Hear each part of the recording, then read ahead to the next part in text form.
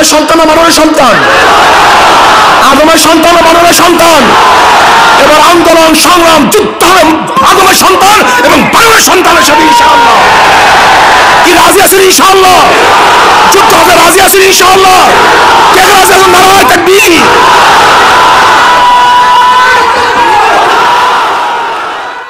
শরীয়ত মানতে হবে।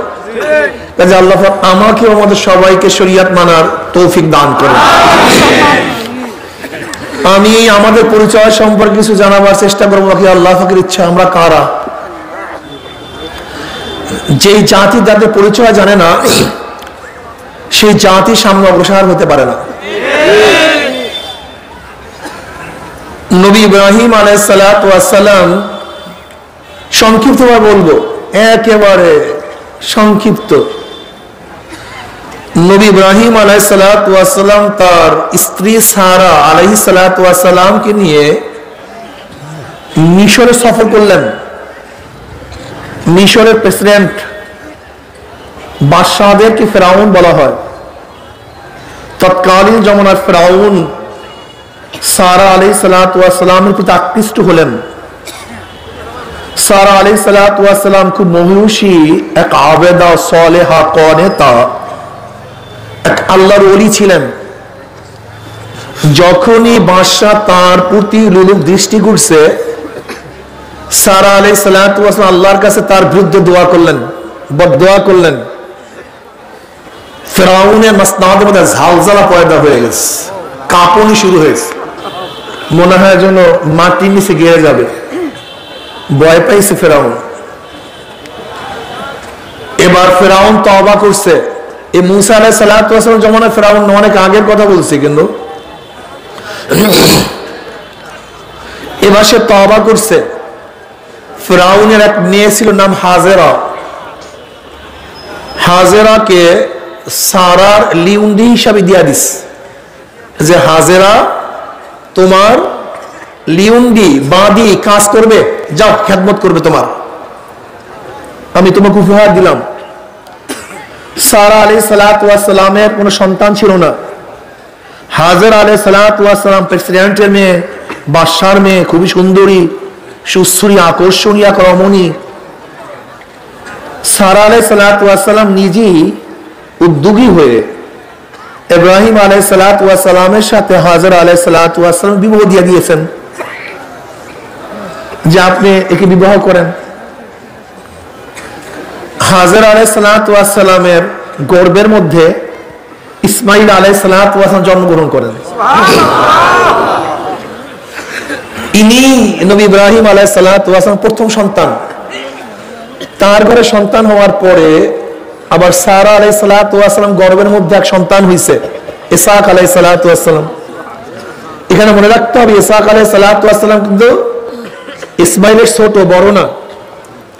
এখান থেকে ইহুদিরা প্যাঁচ লাগায়া দেয়। দেখেন, ইহুদিরা কিন্তু ইসহাক আলাইহিস সালাতু ওয়াস সালামকে নবী হিসাবে মানেন, তার অপেক্ষায় তারা মদিনায় ছিলেন। খুব ভালো মতো মনে রাখবেন, তার বংশের থেকে নবী আসবে। কার? ইসহাক আলাইহিস সালাতু ওয়াস সালামের বংশের থেকে নবী আসবে। ওরা জানে আখিরি নবী আসবে, এই কারণে ওরা সিরিয়ার থেকে, ইহুদিদের বসবাস ছিল কোথায়? সিরিয়া, জেরুজালেম, ফিলিস্তিন, এই অঞ্চলে ওরা বসবাস করত। বখতে নাসর ওদেরকে ধ্বংস করে ফেলছে। ঈসা সালে প্রায় 500 বছর আগের ঘটনা। ওরা বিচ্ছিন্ন হয়ে গেছে। বিচ্ছিন্ন হওয়ার পরে এই বখতে নাসর এবং ওদের বিরুদ্ধে যারা আছে তাদেরকে পরাজিত করার জন্য ওরা অপেক্ষায় ছিলেন আখিরি নবী।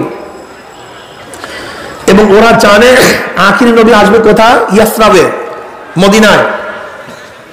যেহেতু মদিনায় হিজরত করবে, এর জন্য ওরা সেখান থেকে মদিনায় অনেক আগের থেকেই এসে বসতি স্থাপন করে। কি পাওয়ার জন্য? আখিরি নবী পাওয়ার জন্য। কিন্তু আল্লাহ পাকের কৃষ্ণা, ইসহাক আলাইহিস সালাতু ওয়াস সালামের বংশে বহুত নবী হয়েছে, বহুত বহুত।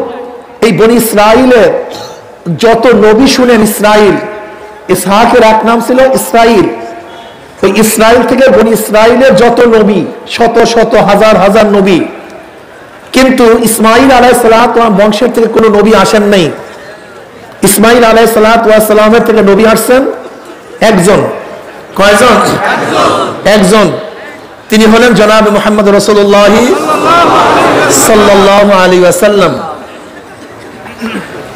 যাই হোক, ইয়াকুবের এক নাম ইসরাইল বা ইসহাকের এক নাম, ইখতিলাফ থাকতেই পারে। নবী আলাইহিস সালাতু ওয়াস সালামের পূর্বপুরুষ ছিলেন ইসমাইল আলাইহিস সালাতু ওয়াস সালাম। এবার শুরু হয়ে গেল পরীক্ষা। যখনই তার সন্তান জন্ম হয়েছে, কার ঘরে? হাজরা আলাইহিস সালাতু ওয়াস সালামের ঘরে।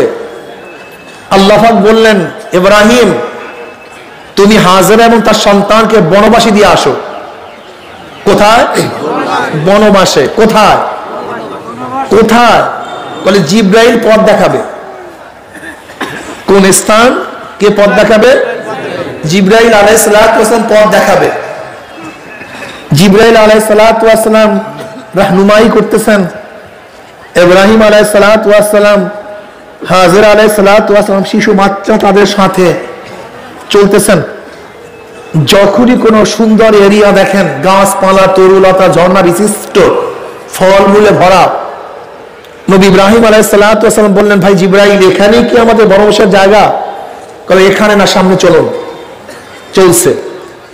আবারও যেখানে সুন্দর এক শহর দেখেন, বন বাগিচা, সুজলা সুফলা এক এলাকা দেখেন, বলেন ভাই এখানে কি আমাদের স্থান?